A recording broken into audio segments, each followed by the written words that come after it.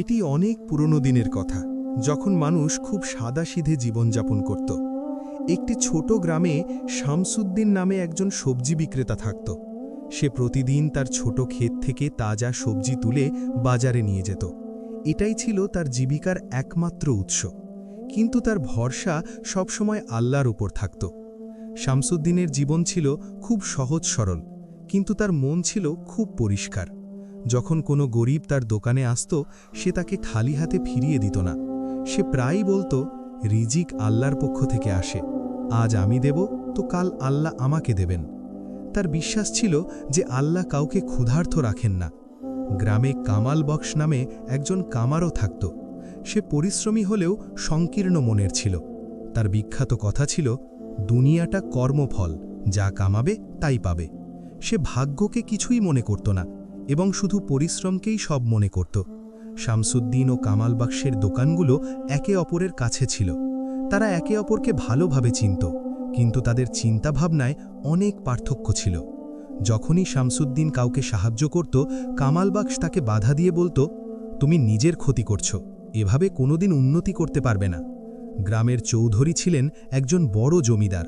তার অনেক জমি ও সম্পদ ছিল এবং তিনি নিজের ক্ষমতার অপব্যবহার করতেন।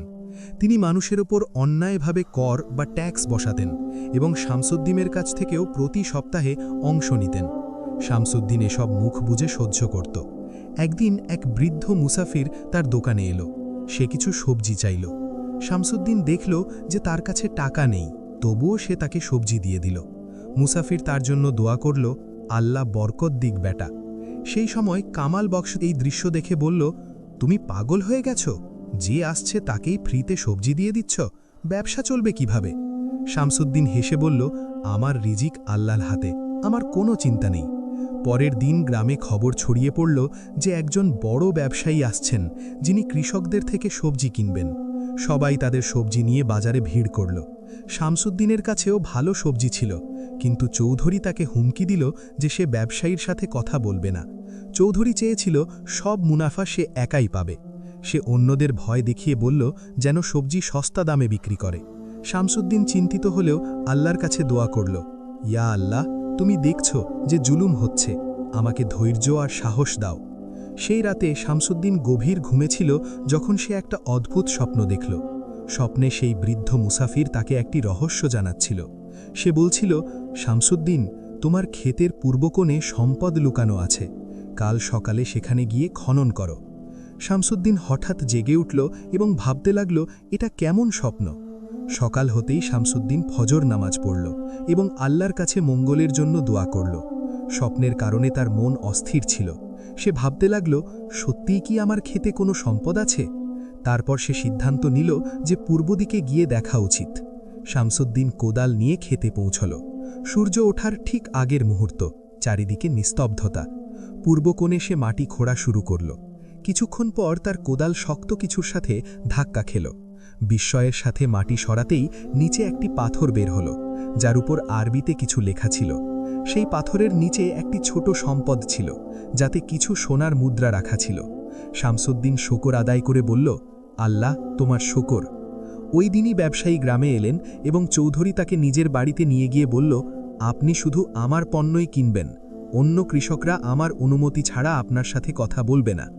ব্যবসায়ী বুঝতে পারল যে চৌধুরী জুলুম করছে, কিন্তু সে চুপ থাকল। শামসুদ্দিন সেই সম্পদ থেকে একটি মুদ্রা বের করে স্বর্ণকারের কাছে নিয়ে গেল। স্বর্ণকার জানালো এটি অত্যন্ত মূল্যবান ও প্রাচীন মুদ্রা। শামসুদ্দিন সেই মুদ্রা বিক্রি করে দিল এবং সেই টাকা দিয়ে একটি ভালো পরিকল্পনা করল। কামাল বাক্স তার দোকানে বসেছিল যখন শামসুদ্দিন তার কাছে পৌঁছাল। কামাল ভাই, আমার জন্য একটি মজবুত কোদাল বানাতে হবে। কামাল বাক্স অবাক হয়ে বলল, হঠাৎ এটার কি দরকার পড়ল? শামসুদ্দিন হেসে বলল, স্রেফ একটা নতুন ইচ্ছে। শামসুদ্দিন গ্রামের বাইরে সেই জমিটি কিনল যেখানে একটি ছোট ঝর্ণা ছিল। সে সেখানে চাষাবাদ শুরু করার সিদ্ধান্ত নিল। সে ভাবল, আমি যদি অন্য জায়গায় সবজি চাষ করি তবে চৌধুরীর অন্যায় কর আমার ওপর চলবে না। ব্যবসায়ী যখন চৌধুরীর বাড়ি থেকে বের হয়ে বাজারে এলো, তখন শামসুদ্দিনের দোকানে থামল। তার সবজি ছিল তাজা এবং উন্নত মানের। ব্যবসায়ী জিজ্ঞেস করল, তুমি কি আমাকে নিয়মিত সবজি দিতে পারবে? শামসুদ্দিন উত্তর দিল, জি হ্যাঁ, আমি নতুন জমি নিয়েছি। চৌধুরী যখন এই খবর পেল, সে রাগে ফেটে পড়ল। সে শামসুদ্দিনকে ডেকে ধমক দিয়ে বলল, আমার অনুমতি ছাড়া ব্যবসায়ীর সাথে কথা বললে কিভাবে? এর শাস্তি পাবে। শামসুদ্দিন ভয় পেল না। সে শান্ত স্বরে বলল, চৌধুরী সাহেব, আমি কারো হক মারিনি। পরের সপ্তাহে চৌধুরী তার কাছে দ্বিগুণ কর চাইল। শামসুদ্দিন পরিষ্কার মানা করে দিল, আমি আর অন্যায় কর দেব না। চৌধুরী হুমকি দিল, আমি তোমার ব্যবসা ধ্বংস করে দেব। শামসুদ্দিন উত্তর দিল, আমার রিজিক আল্লাহর হাতে, আপনার হাতে নয়। চৌধুরী এটা শুনে হতভম্ব হয়ে গেল। চৌধুরী শামসুদ্দিনের ওপর প্রতিশোধ নেওয়ার দৃঢ় সংকল্প করল। পরের দিন সে গ্রামে ঘোষণা করিয়ে দিল যে ব্যক্তি শামসুদ্দিনের কাছ থেকে সবজি কিনবে তাকে জরিমানা দিতে হবে। মানুষ ভয় পেয়ে গেল এবং শামসুদ্দিনের দোকানে আসা বন্ধ করে দিল। শামসুদ্দিন চিন্তিত হলেও আল্লাহর ওপর ভরসা ছাড়ল না। সে দোয়া করল, ইয়া আল্লাহ, তুমি দেখছো যে জুলুম হচ্ছে, আমাকে ধৈর্য আর সাহস দাও। সে তার নতুন জমিতে পরিশ্রম করতে লাগল এবং সেখানকার সবজি শহরে বিক্রি করার সিদ্ধান্ত নিল। কামাল বাক্স তার অবস্থা দেখে বলল, আমি বলেছিলাম না, দুনিয়ায় শক্তিমানরাই জিতে, চৌধুরীর সাথে লাগা ঠিক হয়নি। শামসুদ্দিন হাসল এবং বলল, আল্লাহর সত্তাই সবচেয়ে বড় শক্তি কামাল ভাই। প্রতিদিন সকালে শামসুদ্দিন তার নতুন জমিতে যেত এবং সন্ধ্যায় শহরের বাজারে সবজি বিক্রি করত। তার সবজি ছিল তাজা এবং চমৎকার, তাই শহরে তার গ্রাহক বাড়তে লাগল। ঝর্নার পানিতে তার ফসল খুব ভালো হতে লাগল। ব্যবসায়ীও সপ্তাহে দুবার শহরে আসত এবং তার থেকে সবজি কিনত। একদিন ব্যবসায়ী বলল, তোমার মতো তাজা সবজি আমি কোথাও দেখিনি, আমি তোমার সব মাল কিনতে চাই। শামসুদ্দিনের জীবিকা ভালোভাবেই বাড়তে লাগল। চৌধুরী যখন এটি জানতে পারল, সে অগ্নিশর্মা হয়ে গেল। সে তার লোকদের নির্দেশ দিল, শামসুদ্দিনের নতুন জমিতে যাও, তার ফসল ধ্বংস করে দাও এবং ঝর্নার পানি বন্ধ করে দাও। তাকে একটা শিক্ষা দেওয়া দরকার। তার আসল উদ্দেশ্য ছিল তাকে বরবাদ করা। ওই রাতেই সেই বৃদ্ধ মুসাফির আবার তার স্বপ্নে এসে বলল, বেটা, তোমার জমির বিপদ আছে, আজ রাতে সেখানে পাহারা দাও। শামসুদ্দিন ঘাবড়ে গিয়ে জেগে উঠল এবং বুঝতে পারল এটি আল্লাহর পক্ষ থেকে সতর্কবার্তা। সে তক্ষুনি ক্ষেতের দিকে রওনা হল। চৌধুরীর লোকরা যখন সেখানে পৌঁছাল, তাকে আগে থেকেই সেখানে উপস্থিত দেখে তারা অবাক হয়ে গেল। শামসুদ্দিন বলল, আমি জানি তোমরা কেন এসেছ। চৌধুরীকে বলে দিও যে জুলুম বেশি দিন চলে না, আমি আমার হক ছেড়ে দেব না। তারা খালি হাতে ফিরে গেল। পরের দিন শামসুদ্দিন তার জমানো টাকা দিয়ে সেই কৃষকদের সাহায্য করল যাদের ওপর চৌধুরী জুলুম করত। সবাই মিলে একটি গোষ্ঠী তৈরি করল এবং তাদের সবজি শহরে বিক্রি করতে শুরু করল। মানুষের মধ্যে সাহস সঞ্চার হলো এবং চৌধুরীর ভয় কমতে লাগল। কামাল বক্স সেসব দেখছিল যে কিভাবে পরিস্থিতি বদলে যাচ্ছে। একদিন কামাল বক্স শামসুদ্দিনের কাছে এসে জিজ্ঞেস করল, তুমি এইসব কিভাবে করলে? চৌধুরীর মতো জালিমে ভয় পেলে না কেন? শামসুদ্দিন মমতা মাখানো স্বরে উত্তর দিল, যখন মানুষ সত্য মন দিয়ে আল্লাহর কাছে রিজিক চায়, তখন তিনি পথও নিজেই দেখিয়ে দেন। চৌধুরী যখন জানতে পারল যে শামসুদ্দিন কৃষকদেরও নিজের সাথে মিলিয়ে নিয়েছে, তখন তার রাগ আকাশ ছুঁল। সে গ্রামের কর্মকর্তাদের ঘুষ দিয়ে শামসুদ্দিনের ওপর মিথ্যা মামলা করিয়ে দিল। অভিযোগ ছিল যে সে সরকারি জমি দখল করেছে। যখন পুলিশ তাকে ধরতে এলো, সে একেবারে শান্ত হয়ে বসেছিল। সে বলল, আমার কাছে জমির সব কাগজপত্র আছে, আমি সবকিছু আইনগতভাবে করেছি। পুলিশ অফিসার অবাক হলেন, কারণ চৌধুরী বলেছিল শামসুদ্দিনের কাছে কোনো প্রমাণ থাকবে না। শামসুদ্দিন সেই কাগজপত্র পেশ করল যা সে জমি নেওয়ার সময় নিয়েছিল। পুলিশ অফিসার সেগুলো দেখে বললেন, এটি সম্পূর্ণ সঠিক। চৌধুরীর চাল ব্যর্থ হল এবং পুলিশ ফিরে গেল। গ্রামে এই খবর দ্রুত ছড়িয়ে পড়ল যে শামসুদ্দিন চৌধুরীর আরও একটি ষড়যন্ত্র নস্যাৎ করে দিয়েছে। কামাল বক্স জিজ্ঞেস করল, তুমি কিভাবে জানতে যে কাগজপত্র কখনো কাজে লাগতে পারে? শামসুদ্দিন হেসে বলল, সতর্কতা সবসময়ই ভালো। চৌধুরী এখন প্রকাশ্যে তাকে হুমকি দিতে লাগল। একদিন সে তার গুন্ডাদের পাঠিয়ে শামসুদ্দিনের সব সবজি মাটিতে ফেলে দিল। শামসুদ্দিন কোনো অভিযোগ করল না, কেবল চুপচাপ পরিষ্কার করল এবং পরের দিন আবার দোকান দিল। কামাল বক্স তার সাহস দেখে অবাক হল। সে জিজ্ঞেস করল, তুমি এত ধৈর্যশীল কিভাবে? আমি হলে মারামারি করতাম। শামসুদ্দিন নরমভাবে বলল, ধৈর্যের ফল সবসময় মিষ্টি হয়। জালিম শেষ পর্যন্ত নিজের জুলুমেই ফেসে যায়। আমাদের কেবল সত্যের ওপর অবিচল থাকতে হবে। শামসুদ্দিনের প্রচেষ্টায় অনেক কৃষক এখন শহরে মাল বিক্রি করতে লাগল। চৌধুরীর প্রভাব কমতে লাগল, কারণ এখন সে তাদের জীবিকা চেপে ধরতে পারছিল না। ধীরে ধীরে মানুষ তার ভয় থেকে মুক্ত হতে লাগল। শামসুদ্দিনের ব্যবসা বাড়তে থাকল। তার ঝর্নার পানি আশেপাশের ক্ষেতেও প্রবাহিত হল এবং সে অনেক কৃষককে সাহায্য করল। গ্রামে তার সম্মান আরও বাড়তে লাগল। একদিন সেই ব্যবসায়ী বিশেষভাবে তার সাথে দেখা করতে এলো। ব্যবসায়ী বলল, আমি একটি বড় ব্যবসা শুরু করতে চাই, এবং আমার একজন সৎ অংশীদার প্রয়োজন। তুমি কি আমার সাথে অংশীদার হবে? শামসুদ্দিন কিছুক্ষণ চিন্তা করল এবং তারপর আল্লাহর উপর ভরসা করে রাজি হয়ে গেল। এটি ছিল তার জীবনের নতুন মোড়। শামসুদ্দিনের উন্নতি দেখে কামাল বক্স চিন্তায় পড়ে গেল। একদিন সে তার কাছে এসে বলল, আমি ভুল ছিলাম। তোমার জীবনে যে বরকত আছে তা আমি কখনো দেখিনি। আমাকে বোঝাও, রিজিক সম্পর্কে তোমার দৃষ্টিভঙ্গি কি? শামসুদ্দিন হাসল। শামসুদ্দিন কামাল বক্সকে নিজের পাশে বসালো এবং বলল, কামাল ভাই, রিজিকের মালিক কেবল আল্লাহ। আমরা পরিশ্রম করি, কিন্তু তার ফলাফল আল্লাহর হাতে থাকে। যখন মানুষ আল্লাহর উপর ভরসা করে, তখন তিনি এমন সব পথ খুলে দেন যার কল্পনাও করা যায় না। কামাল বক্স মনোযোগ দিয়ে শুনল এবং জিজ্ঞেস করল, তাহলে কি পরিশ্রম জরুরি নয়? শামসুদ্দিন হেসে বলল, অবশ্যই জরুরি। আল্লাহর ওপর তাওয়াক্কুল করার মানে এই নয় যে মানুষ অলসতা করবে।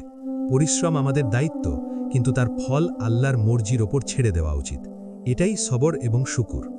এরপর শামসুদ্দিন ব্যবসায়ীর সাথে ব্যবসা শুরু করল। তারা একটি বড় ফার্ম তৈরি করল, যেখানে অনেক কৃষকের কর্মসংস্থান হল। শামসুদ্দিন সবসময় বলতো যে আমাদের লাভ সবার লাভ। তার কাজে বরকত হতে লাগল এবং ব্যবসা দ্রুত বাড়তে লাগল। চৌধুরীর অবস্থা দিনে দিনে খারাপ হতে লাগল। তার জুলুমের বিরুদ্ধে মানুষ সরব হতে লাগল। জেলার কর্মকর্তাদের কাছে অভিযোগ পৌঁছতে শুরু করল। একদিন জেলা কর্মকর্তা নিজে গ্রামে এলেন এবং চৌধুরীর বিরুদ্ধে মানুষের কথা শুনতে লাগলেন। জেলা কর্মকর্তা চৌধুরীকে জিজ্ঞেস করলেন, মানুষ বলছে যে তুমি অন্যায়ভাবে কর আদায় করো, এটা কি সত্যি? চৌধুরী ঘাবড়ে গিয়ে অজুহাত দিতে লাগল।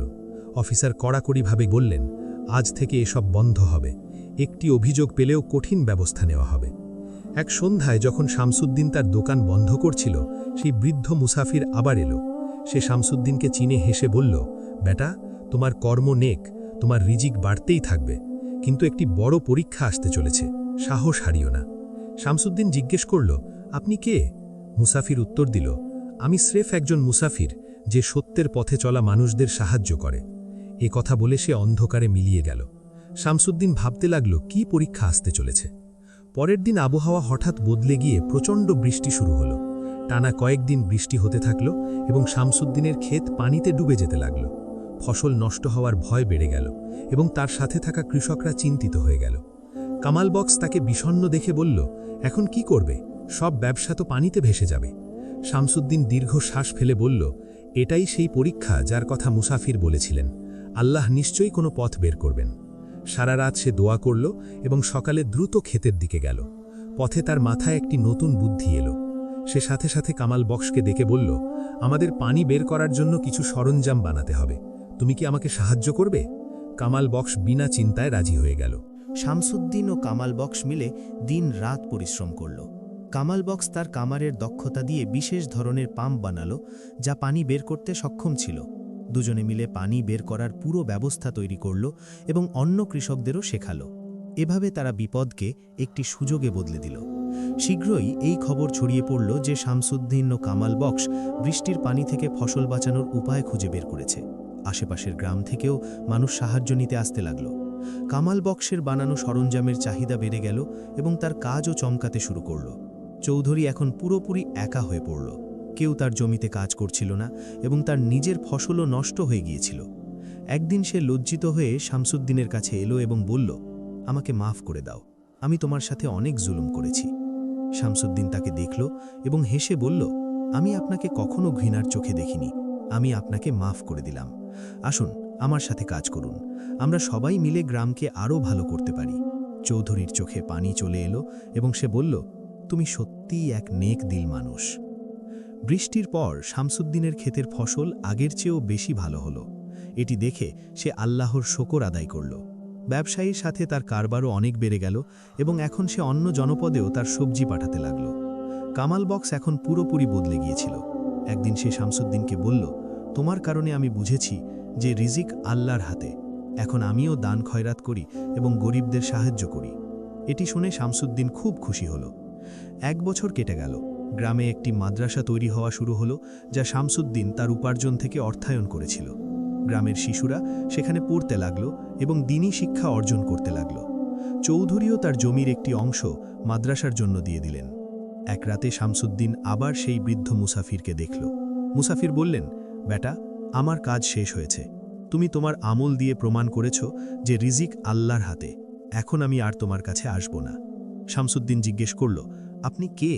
মুসাফির উত্তর দিল, আমি একজন ফেরেশতা, যাকে আল্লাহ তোমার পথ প্রদর্শন ও পরীক্ষার জন্য পাঠিয়েছিলেন। তোমার সফলতার রহস্য হল আল্লাহর ওপর তোমার তাওয়াক্কুল, ভরসা। শামসুদ্দিনের চোখ খুলে গেল এবং সে শুকরিয়ার সেজদা করল।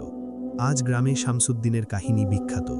মানুষ তাদের সন্তানদের শেখায় যে রিজিক আল্লাহর কাছে চাও, অন্য কারো কাছে হাত পেত না। পরিশ্রম করো, সত্যের ওপর অবিচল থাকো এবং আল্লাহর ওপর ভরসা রাখো। শামসুদ্দিন, কামাল বক্স এবং চৌধুরীর এই কাহিনী জানায় যে আল্লাহর ওপর ভরসা কখনো বিফলে যায় না। এই গল্পটি অনেক গভীর নৈতিক শিক্ষা দেয়। সবচেয়ে বড় শিক্ষা হল রিজিকের মালিক কেবল আল্লাহ এবং তার কাছেই চাওয়া উচিত। যেমন শামসুদ্দিন প্রতিটি বিপদে আল্লাহর ওপর পূর্ণ ভরসা রেখেছিল, আমাদেরও আমাদের জীবনে তার ওপরই ভরসা রাখা উচিত।